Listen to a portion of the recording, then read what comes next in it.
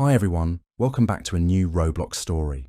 This time, the story is about the popular Roblox game Grow a Garden. As always, not all of our stories are based on true events, but some are. So sit back, relax, and enjoy the story, if you dare. Before we start the story, shout out to Kurtu and Bentley. Thanks to you all for watching our podcast. Marcus had always been the kind of kid who looked for shortcuts. When other students studied for tests, Marcus found ways to cheat.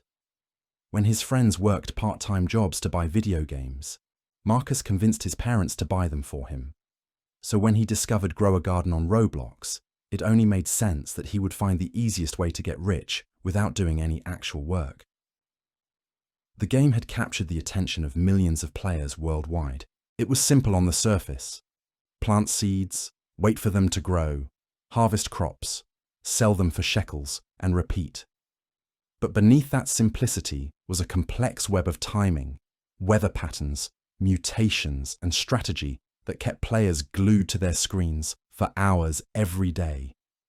Marcus had tried playing the normal way at first. He planted carrots and strawberries, waited patiently for them to grow, and slowly built up his shekel balance. But watching his crops grow in real time was boring. Other players in his server had incredible gardens with rare mutations and expensive decorations, while Marcus was stuck with basic vegetables and a tiny plot of land.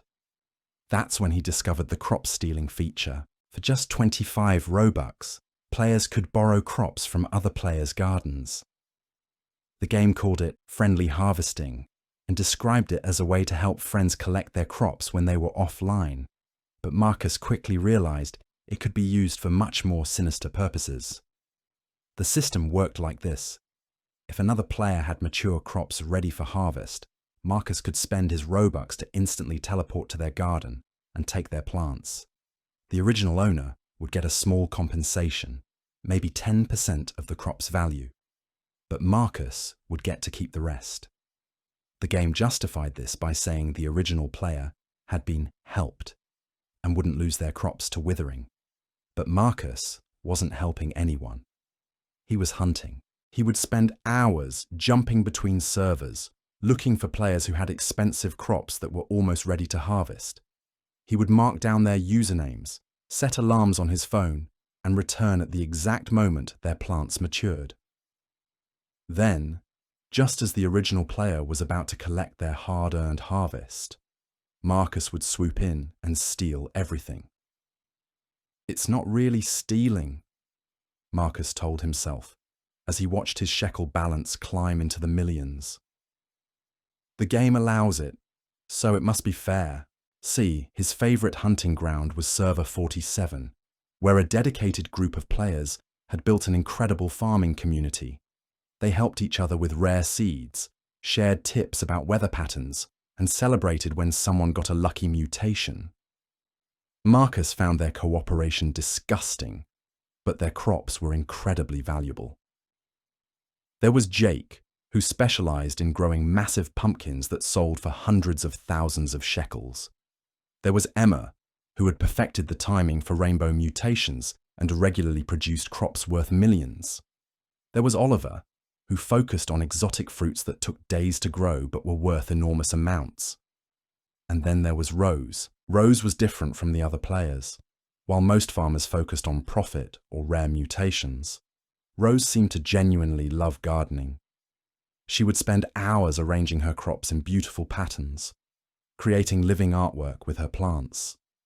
She grew flowers that had no value except for their beauty. She would stay online during thunderstorms to protect her plants from weather damage, even when it meant losing sleep. Marcus found Rose's dedication both amusing and irritating. She worked so hard for her crops, investing real time and emotional energy into her virtual garden, which made it all the more satisfying when Marcus would steal everything she had grown. The first time Marcus targeted Rose, she'd been growing a rare dragon fruit that took 48 real-world hours to mature. Marcus had watched her plant it, seen her check on it every few hours, watched her carefully tend the soil, and watched the weather forecasts. When the dragon fruit was finally ready for harvest, worth over 5 million shekels, Marcus spent his Robux and took it. "What?" Rose typed in chat. "Someone stole my dragon fruit. I worked for 2 days on that." "Too slow," Marcus replied, unable to resist taunting her. "Thanks for the free crop." He expected Rose to get angry or frustrated like most players did. Instead, she sent him a private message. "That was really mean. I saved up for weeks to buy those seeds." Her response was so genuine, so hurt, that Marcus almost felt bad. Almost. But then he looked at his shekel balance and the feeling passed. This was just a game after all. If Rose didn't want her crops stolen, she should learn to harvest them faster. Over the following weeks, Marcus made Rose his primary target. Every time she planted something valuable, he would steal it. He began to recognize her planting patterns, her favorite crops, even her sleep schedule based on when she was online. Marcus became an expert at timing his thefts for maximum impact. Rose tried different strategies to protect her crops. She would harvest them immediately when they finished growing, but Marcus was often faster. She tried planting multiple cheap crops as decoys, but Marcus ignored those and went straight for the valuable ones. She even tried staying awake for entire nights to guard her plants, but she couldn't stay online 24 hours a day. "Please stop," Rose messaged Marcus after he stole her golden corn, a rare mutation she had been trying to achieve for months. "I worked all week on those crops. Nah, get better at protecting your stuff," Marcus typed back, laughing at his screen. He had found Rose's weakness. She actually cared about her virtual garden. That emotional investment made her the perfect victim. But Marcus wasn't content with just targeting Rose. The crop-stealing mechanic was too profitable to limit himself to one player. He began expanding his operation, keeping spreadsheets of valuable crops across multiple servers. He would note when players planted expensive seeds, calculate when they would be ready to harvest, and schedule his stealing sessions accordingly. Marcus's bedroom became a command center for his crop theft operation. He had multiple monitors showing different grower garden servers, notebooks filled with harvest schedules, and phone alarms going off every few hours to remind him of stealing opportunities. His parents thought he was just really enthusiastic about farming games. "It's nice to see you so interested in gardening," his mother said one day, bringing him a snack while he planned his next round of thefts. "Maybe we should start a real garden in the backyard." Marcus barely looked up from his screens. "This is better than real gardening, Mom. More efficient." What Marcus didn't realize was that his efficiency was destroying the Server 47 community. Players who had spent days growing valuable crops would log in to find everything stolen. Some quit the game entirely. Others moved to different servers. The friendly cooperative atmosphere that had made Server 47 special began to dissolve as players became suspicious and protective of their gardens. Jake stopped growing expensive pumpkins after Marcus stole 3 in a row. "What's the point?" he typed in chat. "Someone just takes them anyway." Emma gave up on mutation farming when Marcus repeatedly stole her rainbow crops. "I can't compete with thieves," she said, before leaving the server permanently. Oliver tried to fight back by stealing crops from Marcus, but Marcus had learned to keep his own garden mostly empty, storing his wealth as shekels rather than vulnerable plants. "Nice try," Marcus taunted, when Oliver managed to steal a few of his carrots. "But I'm smarter than you." Only Rose continued trying to farm normally, replanting her stolen crops with stubborn determination. This made her even more of a target for Marcus, who began to see their conflict as a personal challenge. "Why don't you just quit like the others?" Marcus asked her in a private message. "Because I love gardening," Rose replied, "and I won't let a bully ruin it for me." Her answer annoyed Marcus more than he expected. He wasn't a bully. He was just playing the game efficiently. If Rose couldn't handle losing her crops, that was her problem, not his. Marcus decided to teach Rose a lesson she wouldn't forget. He had been tracking her progress on a void-touched pumpkin, an incredibly rare mutation that could be worth over 50 million shekels. Rose had been growing it for a week, carefully monitoring the weather and spending her own Robux on growth accelerators and protection spells. The pumpkin was scheduled to mature at 3:47 a.m. on a Tuesday night. Marcus set multiple alarms and prepared for the theft of a lifetime. He would take Rose's most valuable crop ever, breaking her spirit once and for all.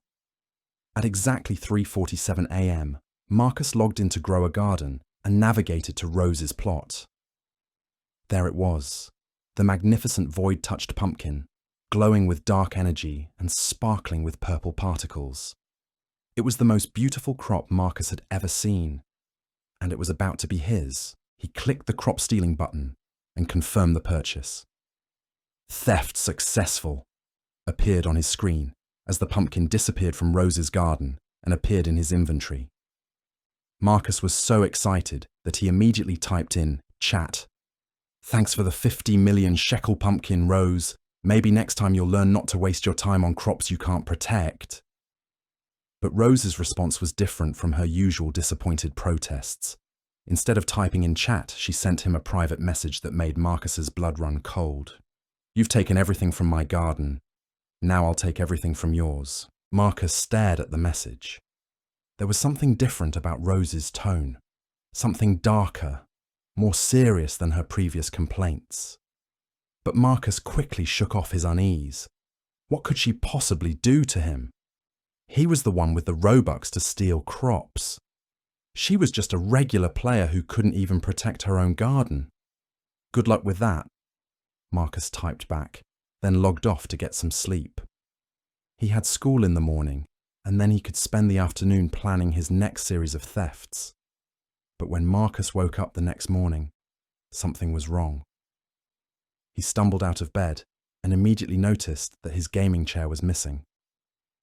In its place was a small pile of dirt, dark and rich like freshly turned soil, the kind of soil you might find in a garden. "Mum!"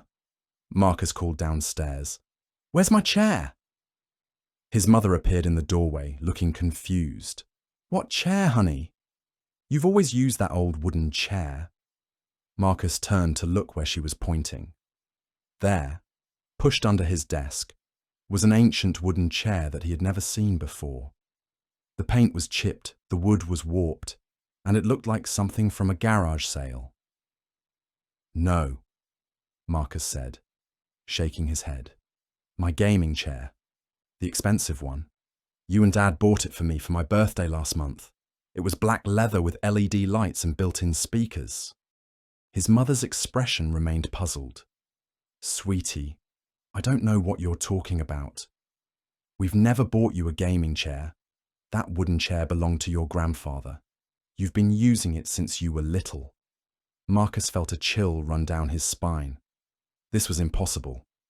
He remembered his gaming chair clearly. The way it felt, the way it looked, even the way it smelled like new leather. His parents had spent over $400 on it. How could his mother have no memory of it? But when Marcus checked his Grow a Garden account, his blood turned to ice. There, in his inventory, was a new item. Stolen gaming chair, taken from Marcus's room. Value, priceless. The item description read, "A comfortable gaming chair harvested from the real world. The owner will not remember it ever existed. Perfect decoration for any garden that values justice over mercy." Marcus's hands shook as he stared at the screen. This had to be some kind of joke or coincidence. Games couldn't affect the real world. Virtual items couldn't become real, and real items couldn't become virtual. It was impossible. But the pile of dirt where his chair had been suggested otherwise. Marcus tried to convince himself it was all a misunderstanding. Maybe his parents had moved his chair for some reason and forgotten about it. Maybe he had dreamed the whole thing. Memory could be unreliable, especially when you were tired. But as Marcus got ready for school, he noticed other small changes. His favorite gaming headset was gone from his desk, replaced by cheap earbuds he didn't remember owning. His collection of rare Pokémon cards had vanished from his bookshelf, leaving behind a dusty space and a few common cards he was sure he had thrown away years ago.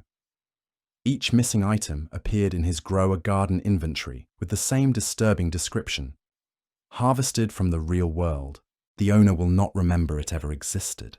Way. At school, Marcus tried to focus on his classes, but his mind kept racing. How was this possible? How could a Roblox player somehow reach into his real bedroom and take his belongings? And why did everyone act like the stolen items had never existed? During lunch, Marcus pulled out his phone to check his Grow a Garden account. Rose was online, tending to a new garden that looked different from before. Instead of just crops, she now had decorations made from items that looked suspiciously familiar.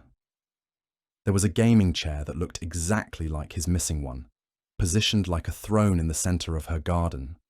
There was a gaming headset hanging from a virtual tree, and Pokémon cards arranged in decorative patterns around her flower beds. Marcus felt sick. Somehow, Rose had found a way to steal from reality itself, taking his possessions and adding them to her virtual garden. But how was that possible? That afternoon, Marcus rushed home and immediately logged into Grow a Garden. He needed answers, and Rose was the only one who could provide them. He found her in Server 47, calmly tending to her crops as if nothing unusual had happened. When Marcus's avatar approached, Rose's character turned to look at him. "Nice to see you, Marcus," Rose typed in chat. "How are you enjoying your new furniture?" "But what did you do to me?" Marcus typed back, his fingers trembling with anger and fear. "How did you steal my stuff?"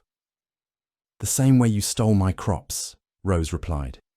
"I just learned to be more creative about it." "That's impossible. You can't steal real things through a game." "Says who? You've been stealing for months, taking crops that I spent days growing, destroying hours of my work. You taught me that taking what others worked for is just part of the game. I'm just playing by your rules now." Marcus felt a wave of panic. "But this is different. Those were just virtual crops. This is my real stuff. And my crops were real too, to me," Rose typed. "Every plant I grew, every hour I spent tending them, every moment of joy when I saw them flourish, that was all real. You destroyed something real every time you stole from me. Now you know how it feels." Marcus tried to argue, but Rose's avatar was already walking away. When he attempted to follow her, he found himself unable to move. A message appeared on his screen. "Access denied. Rose's garden is protected from thieves." That night, Marcus lay in his uncomfortable wooden chair, staring at his computer screen. He had tried everything he could think of, reporting Rose to Roblox moderators, posting about the situation on gaming forums, even calling his friends to see if they remembered his missing items. Nothing worked. The moderators said they found no evidence of rule violations. The forum users thought he was making up stories for attention. His friends had no memory of ever seeing his gaming chair or headset. It was as if those items had been erased from everyone's memory, except his own. Marcus's phone buzzed with a notification from Grow a Garden. Rose had sent him another private message. "Sleep well, Marcus. Tomorrow, we continue the lesson." The next morning brought fresh horrors. Marcus's gaming computer was gone, replaced by an ancient laptop that barely functioned. His large HD television had been swapped for a tiny old monitor with a cracked screen. His comfortable bed had been replaced by a thin mattress on the floor. And in his Grow a Garden inventory, each stolen item appeared as a virtual decoration in Rose's garden. "Mom, Dad!" Marcus called desperately.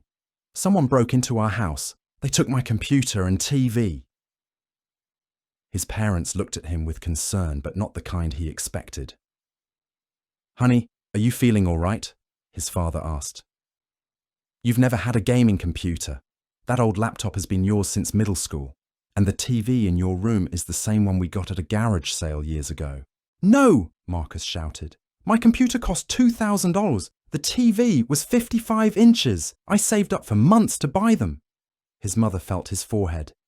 "You don't have a fever, but maybe you should stay home from school today. You seem confused about things." Marcus realized with growing horror that reality was being rewritten around him. Not only were his possessions being stolen, but everyone's memories were being altered to match the new reality. Only Marcus remembered what had been taken. That day, Marcus skipped school and spent hours researching online, trying to find some explanation for what was happening to him. He read about urban legends, creepypastas, and supposedly true stories about video games affecting the real world. Most of it was obvious fiction, but some stories shared disturbing similarities to his situation. One forum post from a user named TruthSeeker91 described a similar experience. "Started small, lost my phone charger, then my earbuds, then bigger items. Family acted like they never existed, all connected to a farming game where I had been griefing other players. Stopped when I quit the game and apologized to everyone I had wronged." Marcus felt a spark of hope. Maybe there was a way out of this nightmare. But when he tried to contact TruthSeeker91, he discovered the account had been deleted years ago. Another post from Digital Victim 22 was even more chilling. "By the end, I had lost everything. Clothes, furniture, even my pet cat. Family forgot I had ever owned anything. Living in an empty room now with just a blanket. Game says I owe more. Taking my place in family next.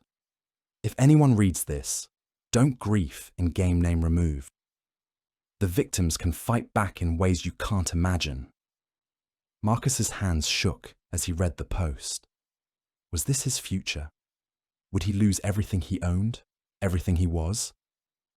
That evening, Marcus tried a different approach. He logged in to grow a garden and attempted to give Rose some of his stolen shekels as compensation. Maybe if he paid her back, she would return his belongings. But when he tried to send her money, a message appeared. "Transaction blocked. Debt cannot be repaid with stolen currency."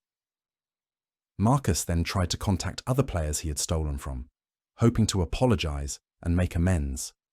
But he discovered that most of them had quit the game entirely. The few who remained either ignored his messages or had no memory of being robbed. "I think you have me confused with someone else," typed Jake when Marcus tried to apologize for stealing his pumpkins. "I don't remember you taking anything from me, King." It seemed that Rose wasn't just stealing Marcus's possessions. She was somehow erasing the evidence of his crimes, making it impossible for him to seek forgiveness from his other victims. Over the following days, the thefts accelerated. Marcus's clothes were replaced with shabby thrift store items. His books disappeared from his shelves.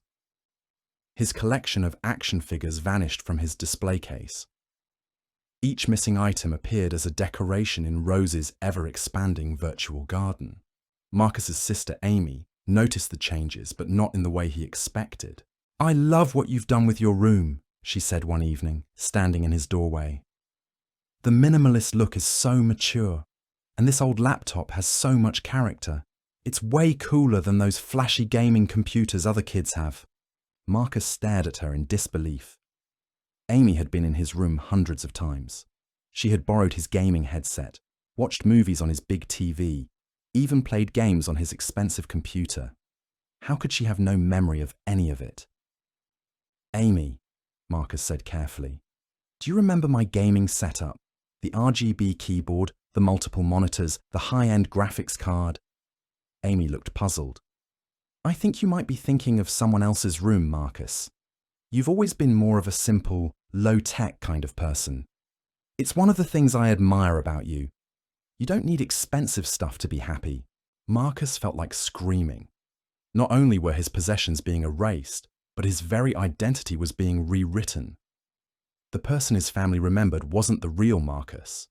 It was some idealized version who had never owned anything nice, never been materialistic, never stolen from anyone. That night, Marcus received another message from Rose. "You're learning what it feels like to lose things you care about. But we're not done yet. You took more from me than just crops. You took my joy, my passion, my love for this game.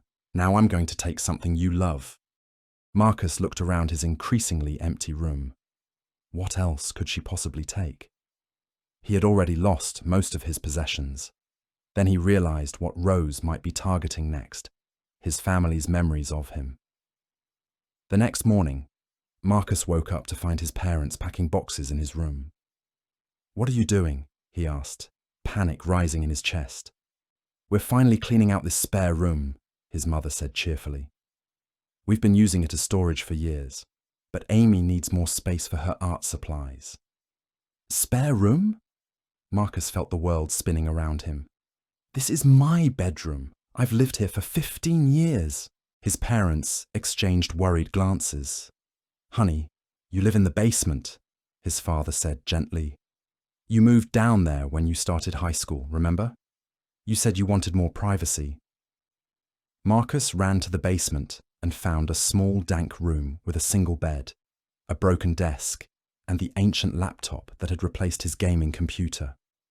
The walls were bare, the carpet was stained, and it smelled like mold. But according to his family, this had always been his room. On his Grow a Garden account, Marcus found a new message from Rose. "Comfortable in your new room? Don't worry, it's only temporary. Soon you won't need any room at all." Marcus realized that Rose wasn't just stealing his possessions, she was systematically erasing his place in reality. First his belongings, then his identity, and now his living space. What would be next? The answer came the following day when Marcus tried to log into his school's online portal. His account had been suspended.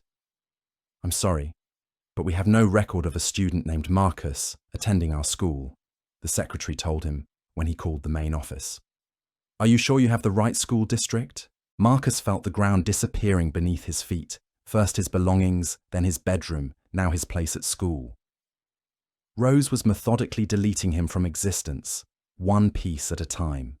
In desperation, Marcus created a new Roblox account, hoping to contact Rose from a different identity. When he finally found her in Server 47, her garden had become enormous, filled with decorations that represented not just his stolen belongings, but pieces of his entire life.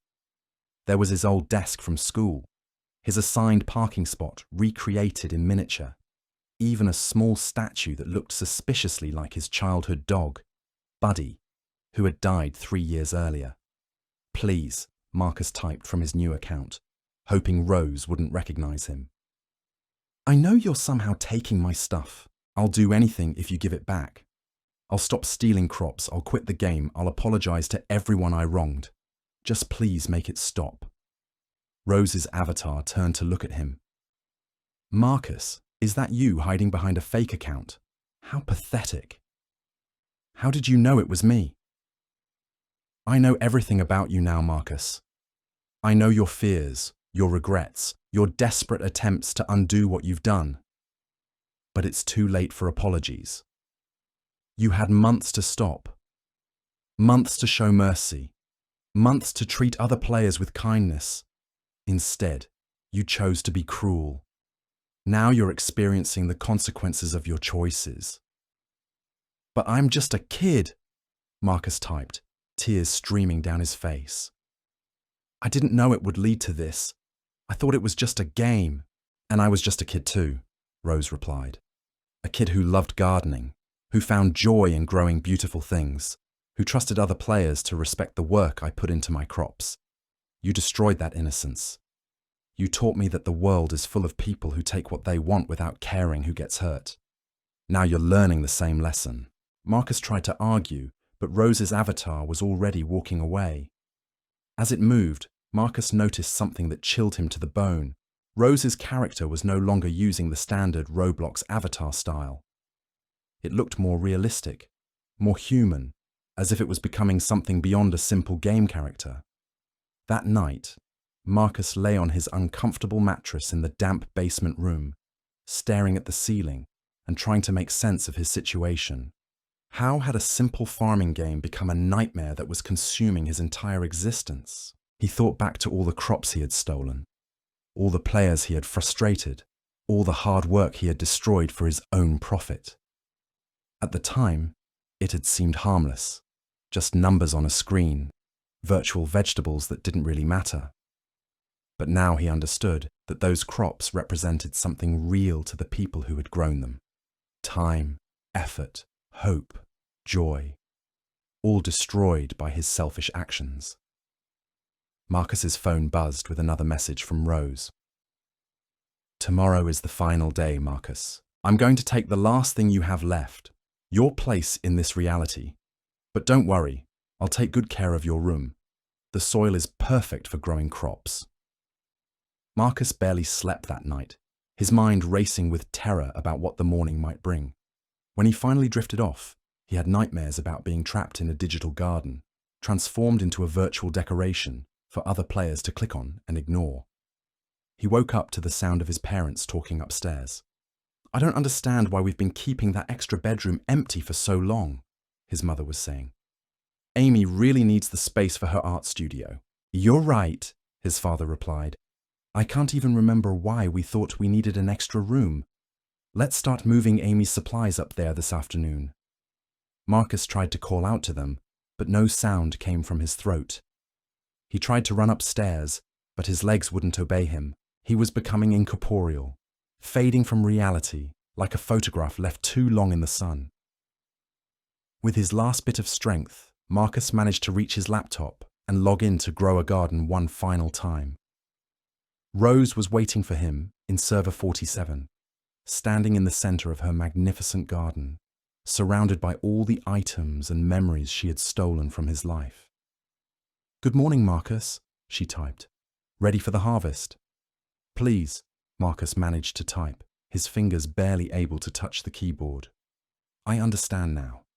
I know what I did was wrong. I'm sorry. I'm truly, genuinely sorry." "I believe you are sorry," Rose replied. "But being sorry doesn't undo the damage you caused. It doesn't give me back the months of joy you stole from me. It doesn't restore the trust you broke or the innocence you destroyed. Some actions have consequences that can't be reversed by apologies." Marcus felt himself becoming lighter, more transparent.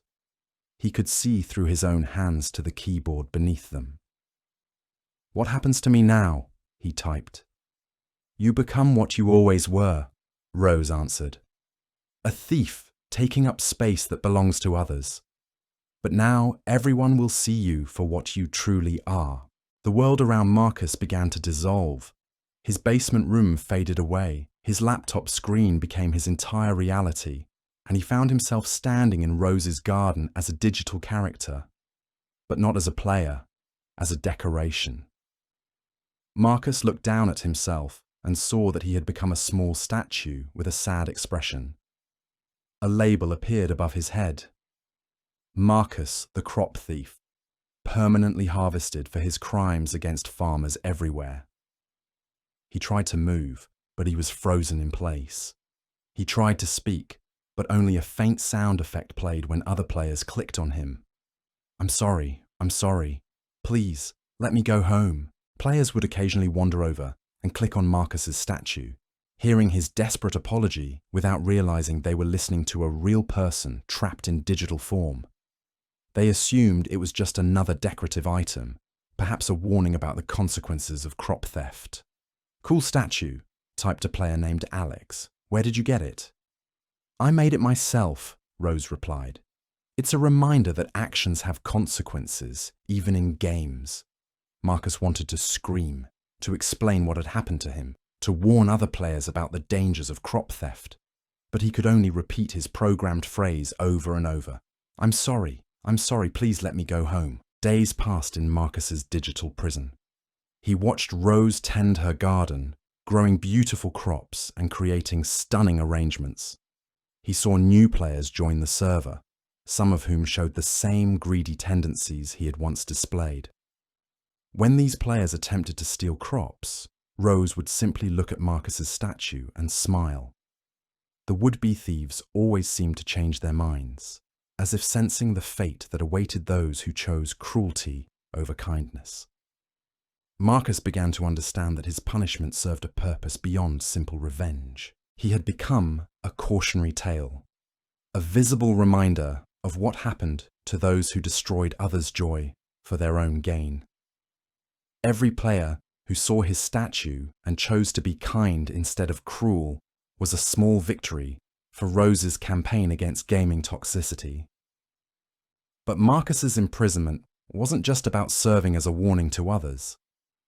As days turned into weeks, he found himself genuinely changing.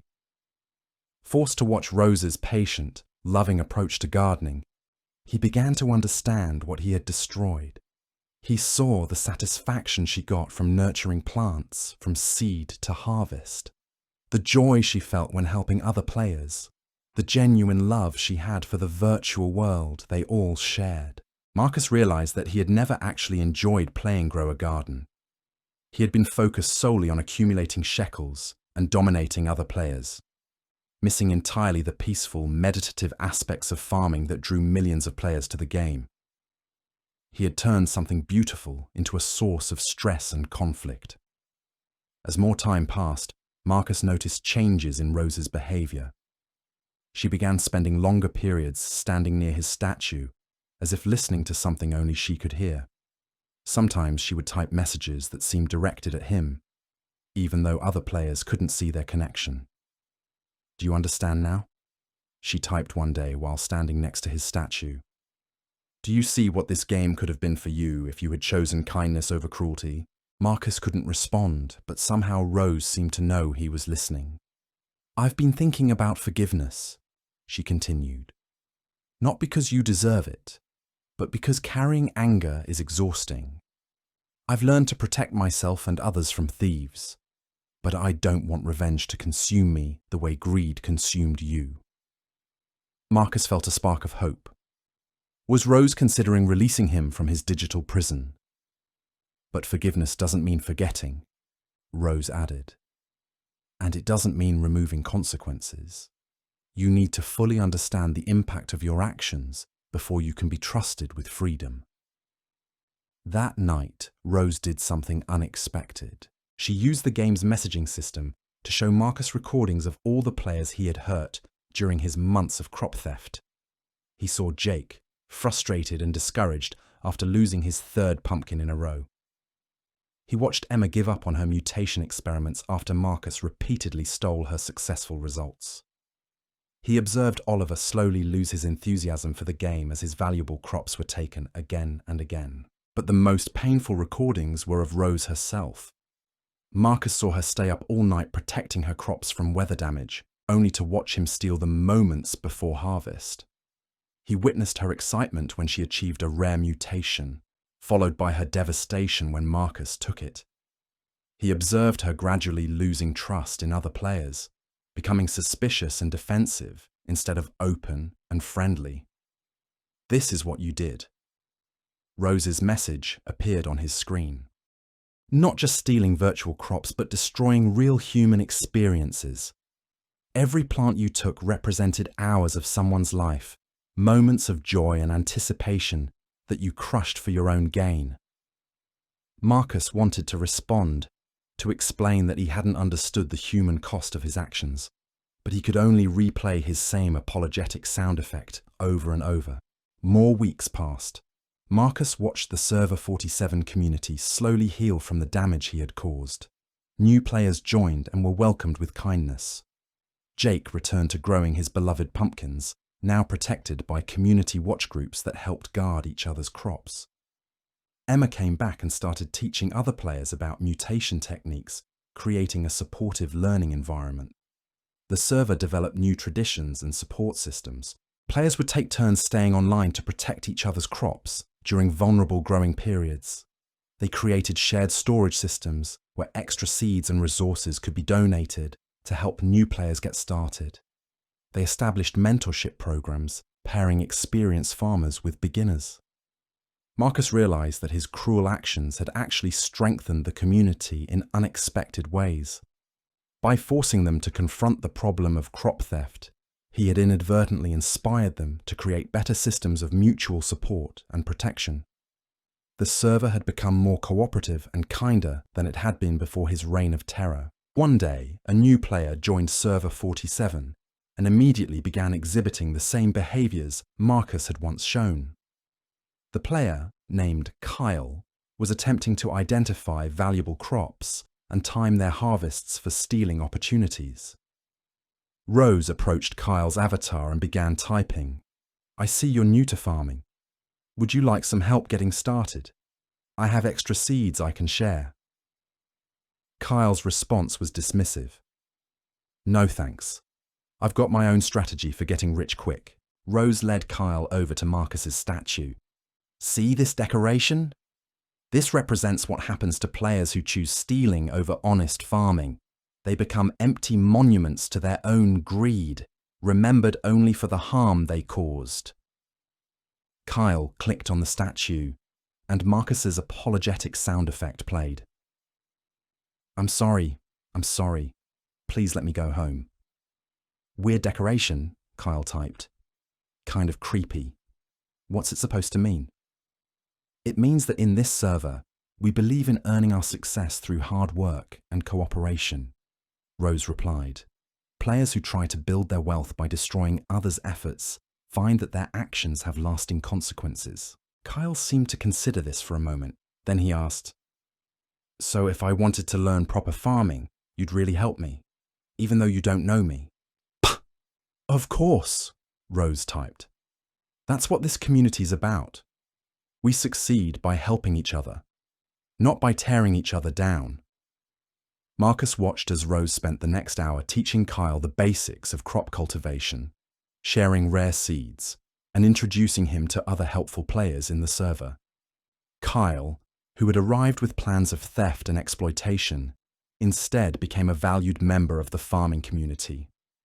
This scene repeated itself multiple times over the following weeks. Potential griefers would arrive, see Marcus's statue, listen to Rose's explanation, and choose cooperation over conflict. Marcus realized that his punishment was serving a greater purpose, not just as revenge for his crimes, but as a tool for preventing others from making his mistakes. Slowly, Marcus began to feel something he had never experienced during his months of active play: genuine appreciation for the Grow a Garden community. Watching players help each other, celebrate each other's successes, and work together to create something beautiful gave him a sense of warmth and belonging he had never achieved through stealing. One evening, after a particularly successful community event where players had collaborated to create a massive shared garden, Rose stood near Marcus's statue for a long time. Finally, she began typing. "I think you're starting to understand," she wrote. "The real value of this game was never the shekels or the rare crops. It was the connections between players, the shared joy of creation, the satisfaction of helping others succeed. You missed all of that because you were too focused on taking rather than giving." Marcus desperately wished he could respond, could tell Rose that he finally understood what he had lost and what he had destroyed. But he remained frozen, able only to observe and learn. "I've been thinking about second chances," Rose continued. "Not because I believe everyone deserves them, but because I believe some people can truly change if they're given the opportunity to prove themselves." Marcus felt a flutter of hope. "But trust must be earned," Rose added, "and forgiveness must be genuine, not just motivated by a desire to escape consequences." That night, something extraordinary happened. Rose used her accumulated Robux to purchase a special item from the game's premium shop: a second chance seed. According to the item description, it could restore a deleted or transformed game element to its original state, but only if certain conditions were met. Rose planted the seed directly next to Marcus's statue.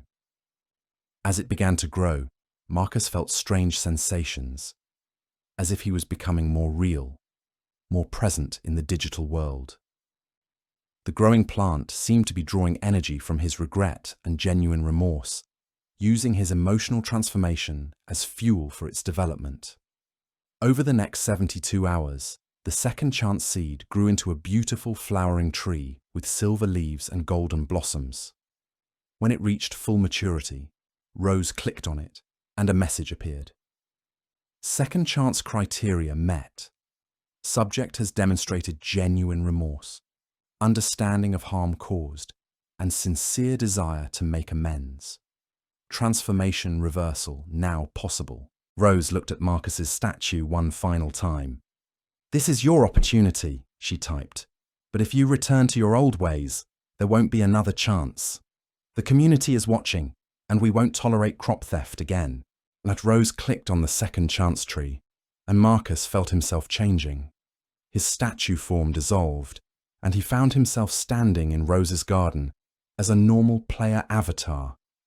He could move, he could type, he could interact with the world again. For a moment, Marcus just stood there, overwhelmed by his return to agency and freedom. Then he approached Rose's avatar and began typing the longest message he had ever composed in any game. "Rose, I know words can't undo what I did, but I need you to know that I understand now. I understand that every crop I stole represented real time, real effort, real joy from real people. I understand that I turned something beautiful into something cruel. I understand that I destroyed trust and community for my own selfish gain." He paused, then continued. "I don't expect forgiveness, and I don't expect trust, but I want to prove that people can change. I want to spend whatever time I have left in this game making amends, helping new players, protecting crops from thieves, supporting the community I once tried to destroy." Rose's avatar stood silently for a moment. Then she typed, "Actions speak louder than words, Marcus. Show us who you want to be." Over the following months, Marcus dedicated himself to becoming the kind of player he should have been from the beginning. He spent his accumulated shekels buying seeds for new players who couldn't afford them. He stayed online during overnight hours to protect other players' crops from weather damage and potential thieves. He created detailed guides for efficient farming techniques and shared them freely with the community. When new players showed signs of potential grief behavior, Marcus would approach them and share his story. Not the supernatural elements, which he kept to himself, but the human cost of his actions and the emptiness he had felt when focused solely on taking rather than giving. "I used to be the worst kind of player," he would tell them. "I thought success meant having more than everyone else, even if I had to steal to get it. But I learned that real success in this game comes from being part of something bigger than yourself." Some players listened to his warnings and chose cooperation over theft. Others ignored his advice and eventually learned harsh lessons of their own. But Marcus felt fulfilled, knowing that he was preventing at least some players from making his mistakes. The Server 47 community gradually accepted Marcus as a reformed member. His contributions were valued, his advice was sought, and his presence was welcomed. But Marcus never forgot the months he had spent as a digital prisoner, watching and learning while unable to participate. That experience had given him a perspective on the game and its community that he could never have achieved as an active player. Marcus also never forgot Rose's mercy in giving him a second chance. Every day, he made choices that honored her forgiveness, choosing to help rather than harm, to build rather than destroy, to contribute rather than exploit. One day, nearly a year after his transformation and return, Marcus and Rose were working together to help a new player named Sarah learn advanced farming techniques. Sarah had been struggling to grow her first epic tier crop and was becoming frustrated with the game. "Maybe I should just quit," Sarah typed. "I'm never going to be as good as you experienced players." "Everyone struggles at first," Rose replied. "The key is to keep trying and to ask for help when you need it." Marcus added, "I know it's hard, but don't give up. The community is here to support you. We all want to see you succeed." Together, Marcus and Rose helped Sarah successfully grow her first dragon fruit, the same type of crop that had marked the beginning of their own conflict so many months earlier. But instead of theft and conflict, this harvest was celebrated with joy and community support. As Marcus watched Sarah's excitement over her accomplishment, he realized that this moment helping another player achieve their goals, brought him more satisfaction than all the stolen crops and accumulated shekels from his previous life as a griefer. "Thank you both," Sarah typed. "I couldn't have done this without your help." Marcus looked at Rose's avatar, remembering all the pain he had caused her and all the grace she had shown in forgiving him. Then he typed his response. "That's what community is for, Sarah. We succeed by helping each other grow." As the months continued to pass, Marcus's reputation in the Grow, a garden community, continued to improve. Players who remembered his past as a crop thief were amazed by his transformation. New players who met him saw only a helpful, experienced farmer who was always willing to share knowledge and resources. But Marcus carried the memory of his punishment with him always. Sometimes, late at night, while protecting other players' crops from weather damage, he would remember what it felt like to be frozen in place, able only to observe while others lived and grew and changed around him. The memory served as a constant reminder of the consequences of cruelty and the value of redemption. Marcus also became something of a legend in other Grow a Garden servers. Word spread about the reformed crop thief, who had somehow learned to be one of the most helpful players in the game. Other communities invited him to speak about his transformation and share his insights about gaming ethics and community building. "I learned that games are only fun when everyone is having fun," Marcus would tell these audiences. "When you build your success on destroying other people's enjoyment, you're not really succeeding at all. You're just making everyone, including yourself, miserable." One evening, while Marcus was helping a group of new players establish their first gardens, he received a private message from Rose. "I've been watching you this past year. You've become the player I hoped you could be when I gave you that second chance." Marcus felt a warm glow of pride and gratitude. "Thank you for believing I could change," he replied. "Thank you for showing me what this game could be when played with kindness." "Do you ever regret it?" Rose asked. "The theft, I mean." "Not because of the consequences, but because of what you missed." Marcus considered the question carefully before responding. "Every day, I think about all the time I wasted being angry and competitive instead of just enjoying the simple pleasure of growing things. I think about all the friendships I could have made if I had chosen cooperation instead of theft. I think about how much more fun I could have had if I had been building up the community instead of tearing it down." "But would you change it if you could?" Rose asked. If you could go back and choose differently from the beginning, Marcus thought about this even longer. Then he typed, "I wish I hadn't hurt people, and I wish I had learned these lessons sooner, but I don't think I would change the experience entirely. Going through that transformation taught me things about empathy and community that I never would have learned otherwise. I became a better person because I had to confront the worst parts of myself." Rose's avatar nodded. "That's a mature perspective, and it's why I knew you deserved a second chance." As Marcus continued his rehabilitation and community service within Grow a Garden, he often reflected on the supernatural aspects of his experience. He never fully understood how Rose had managed to steal his real-world possessions and alter his family's memories. He didn't know if Rose had somehow gained mystical powers through the game, if the game itself had supernatural properties, or if the entire experience had been some kind of elaborate psychological breakdown that only felt supernatural. But in the end, the mechanism mattered less than the message. Marcus had learned that actions have consequences, that cruelty breeds cruelty, and that redemption is possible, but must be earned through consistent effort and genuine change.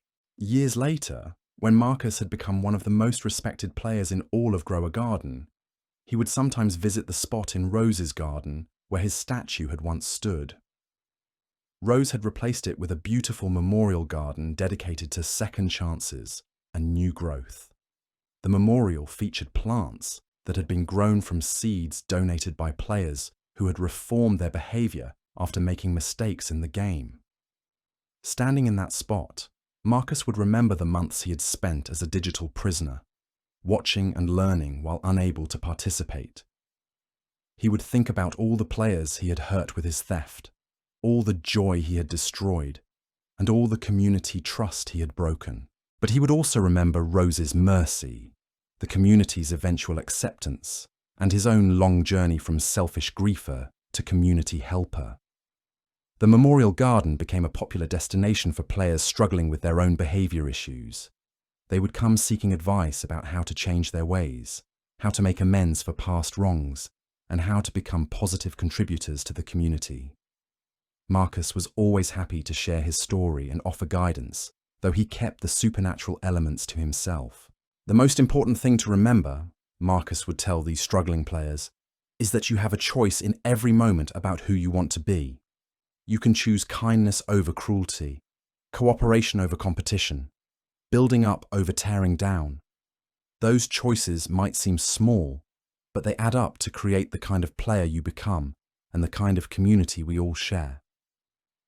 And in Rose's Memorial Garden, surrounded by plants grown from seeds of redemption and second chances, Marcus would tend the virtual soil and remember that even in a digital world of pixels and code, human choices mattered, human connections were real, and human transformation was always possible for those willing to do the hard work of changing themselves. The crop thief's curse had become something else entirely, not a tale of supernatural revenge, but a story of accountability, growth, and the power of community to both punish wrongdoing and nurture positive change.